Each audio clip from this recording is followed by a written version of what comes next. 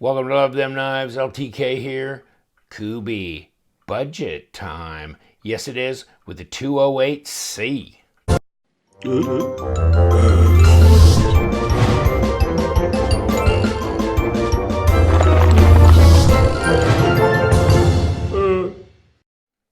Thanks for dropping in. Got this knife from my buddy at Kubey Knives, Mr. Yang. And guess what? He went to University of Arizona State, ASU, Arizona State University. He lives in China now, but so he was just going to school up the road from where I live in Tucson. Crazy small world, isn't it? Got this knife though, the 208C. Got a bit of a recurve, which for me is not a big plus. I do have the extension on my KME, that rod that you can use to sharpen a recurve, but yeah, it's not my preferential blade design, although there are a lot of people that love recurve blades. So this is in D2, it's G10 scales. Thank you for sending me a tan or brown one. This is going into the dye, the vat of dye. At some point in time, I just love to play with these G10 scales, and I'm still experimenting, trying to get that right. So it's nice to have, like, if I can get beige. I'll tell you another one's going in the, yep, this one. Actually, this one I did send in for testing, by the way. There's the HRC divot on it, and it was, oh, let me tell you, this is the 203C, a little stubby one, but this one got like a 60, I believe a 60 HRC, which wasn't bad. The two previous ones of batches from months and months ago were lower than that, and they were in the 56, 57 range for HRC.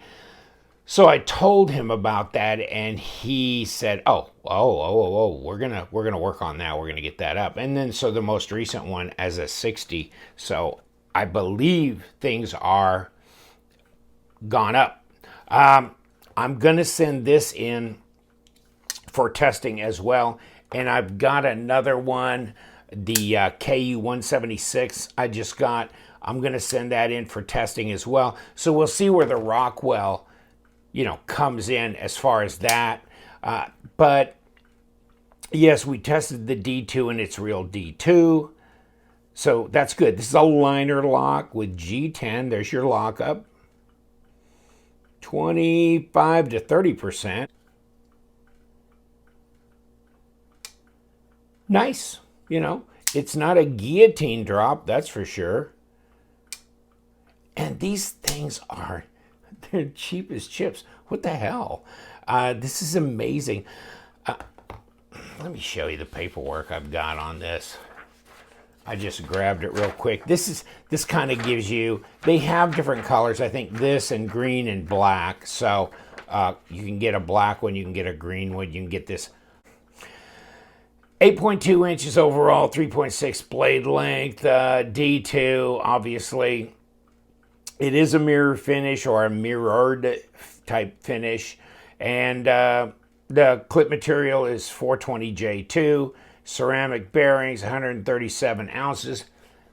And for all that, you have to pay a phenomenal fee of $29.99. Good Lord Almighty. That's crazy money. Wow. Crazy cheap. Things are just so absolutely crazy. I think this is the green one here, and it's really hard to see.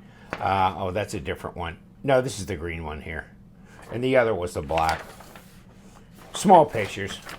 Just thought I'd throw them up there in front of you. Oh, by the way, yeah, check our test page spreadsheet. I always leave the link to our HRC and PMI testing. PMI is to test to see if it's really D2 or S35 or M3, whatever they claim it to be. So we test to find out if it really is, and then we punch a little divot in that sucker to find out how hard that blade is. And here's Kubey. Traditionally, this was a very early one here, and this was a very early one here. So not real strong, even though our HRC range does, which is not mine, but it is the one that Blade Matter came up with according to industry, the industry page that prints out the data. 56 to 61 or whatever is the HRC range for this. I think D2 ought to be a minimum of probably 58 or 59 up to 62, and maybe even on the plus side of that. And we're doing cut performance testing to really find out where the sweet spot is for the HRCs to be, the hardness to be on the D2. And you know, this is a question for all steels, including M390, S35VN, all of these, like CTS 20 CPM 20CV and CTS XHP. Where is the sweet spot? Because industry recommendations may deal with molds, dies, other types of general uses of that steel. So how does it apply to cutlery? What's the best range for that? And the answer is, I don't know. That's what we're doing all our testing for. So as that progresses, take a look at the sheets, the performance cutting sheets and the actual HRC and PMI test sheets, to look if you've seen your knife or your steel type in there. Have at it. If not, and there's something you want tested, contact me. LoveThemKnives@gmail.com. LUV, not LOVE. And we got a little choil in here, which is nice for sharpening purposes. And it's sharp, actually. I mean, $29.99. Stop it. Just stop it. That's just crazy. I mean, okay, it's expensive by Ganzo, man.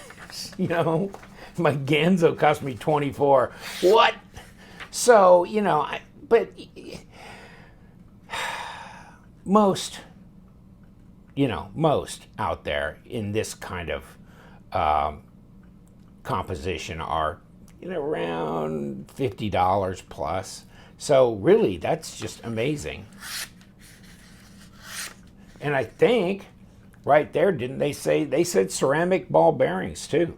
So you got ceramic bearings in here. And the action's very nice. I have not done anything, haven't put torques to this to adjust pivots or anything.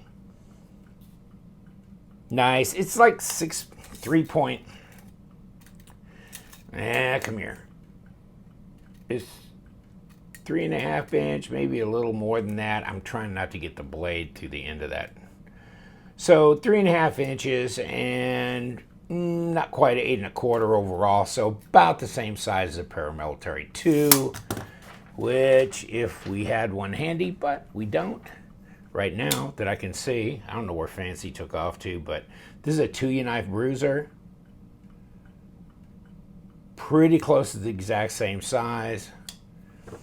And of course, here's a, Recon 1 from Cold Steel. Cold Steel's doing really good in their testing. They've been very consistent with their HRCs, by the way. Of course, it's a gymongous knife. CTS XHP, might I add. And really love that one. You can't get them in that anymore, so that's a keeper. That's definitely a keeper. But the action's nice on this. Yes, the blade finish is nice as well. It's sharp. It's sharp. How long will it hold an edge? I don't know. And you guys that have been doing the Kubeys for a while, that have been buying them, I know there's a bunch of guys out there pretty excited about them, been buying a bunch and using them.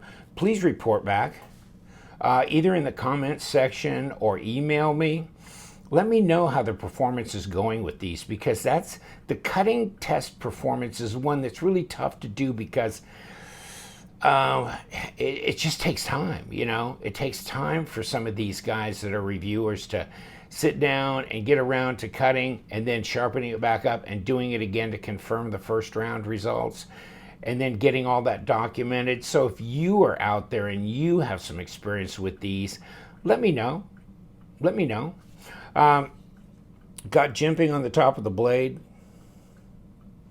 and it's pretty round and soft. So, I mean, not soft, but you know what I mean. It's not rough, it's not edgy or anything, which is nice in that regard. But it's there and you can feel it. And obviously, there's plenty of grip here. You've got all these milled areas here. You got this cutaway here. It's easy to disengage the blade. This is pretty easy to disengage. Drops. And it gets past the detamp ball right there. So it's not like it gets hung up. Once that flipper tab hits your thumb, centered. No lock rock, no blade play. Right hand tip up only. Pocket clip is sensible and it works okay, but yeah, deep carry'd be kind of nice. Left hand option wouldn't be too much to ask, I don't think, but just a lot of people just don't want the holes over here, and most people are right-handed. So if you really got to make that decision, you might do what they're doing. Just make it available to right hand only, and the lefties just got to put up with putting it in their pocket the other way. It's kind of how it goes. Let's take a look at how heavy this little beast is. 4.8 ounces, 4.9, so it's not super lightweight, that's for sure. 138.5 grams. And let's get the calipers on it. Let's see what we've got. Yeah, almost 0.6, almost 0.6 of an inch for fatness, and that's, let me see if we're gonna change anywhere. I don't see that that gets fatter and thinner. It's just a variable machining along this area, and I think we're gonna see about 3.5 to 4 millimeters. 3.8. Yeah, it looks like 3.8. It's plenty fat for blade stock. It's just really, really close to what, like if you have a paramilitary too. I keep talking about that, but it's a very common knife that most people might be familiar with. So, standard size EDC, not overly heavy. Blade stock is right in the normal range. This is relatively thick. Yes, I can feel this pocket clip. Would I call that a hot spot? Maybe if I was doing about 5 hours of continual cutting with no gloves? Question mark. Because, nah. I mean, you know, pocket clips are pocket clips. You can pretty much feel most of them. But I don't know that that constitutes a hot spot per se. And, well, take a look in here. See, they've skeletonized, and if you can see that very well, and my eyes aren't getting any better. There you go, see? Skeletonized in here, cutaways. So, yeah, they've tried to lighten the load a bit.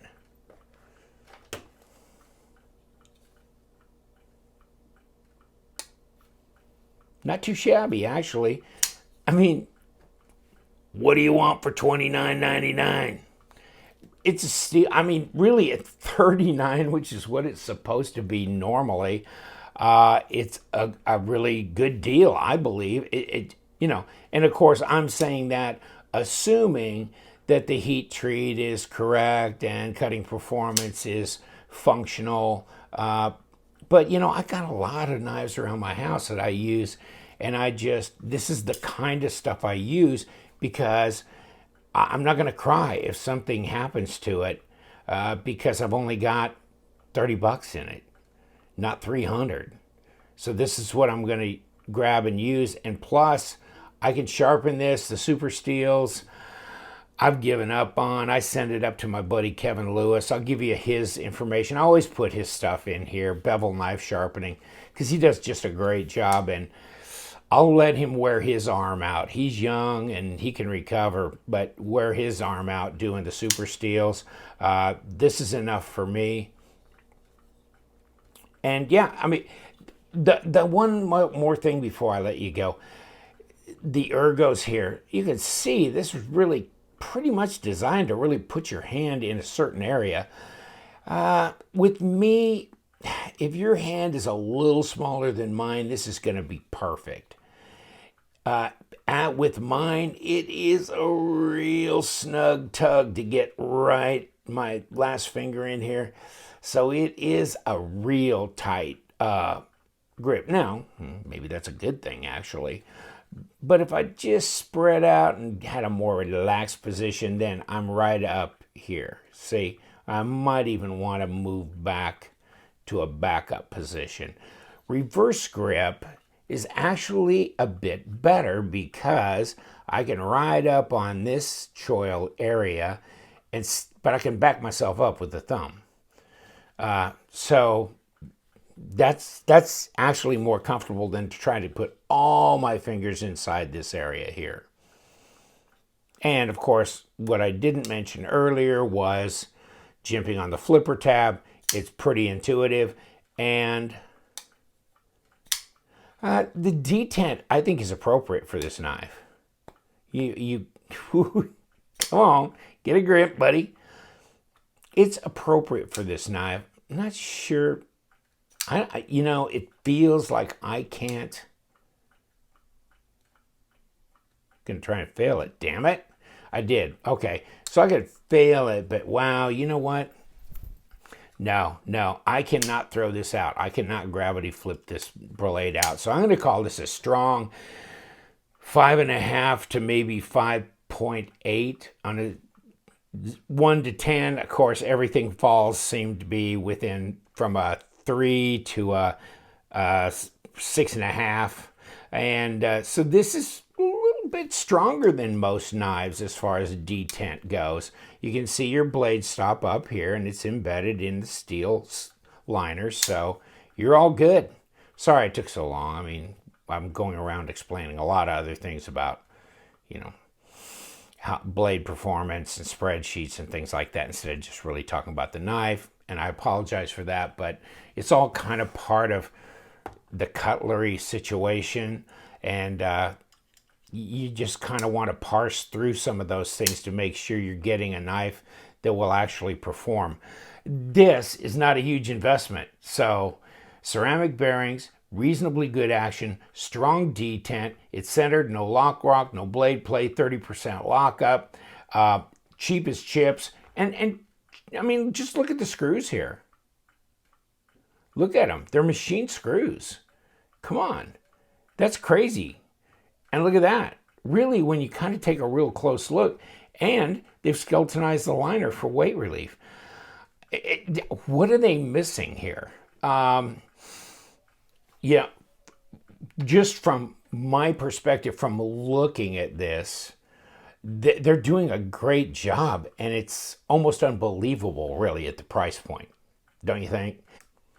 All right, I'll let you go. Thank you so much. Sorry I took so much of your time. We love them knives. Yes, we do. So you guys stay sharp.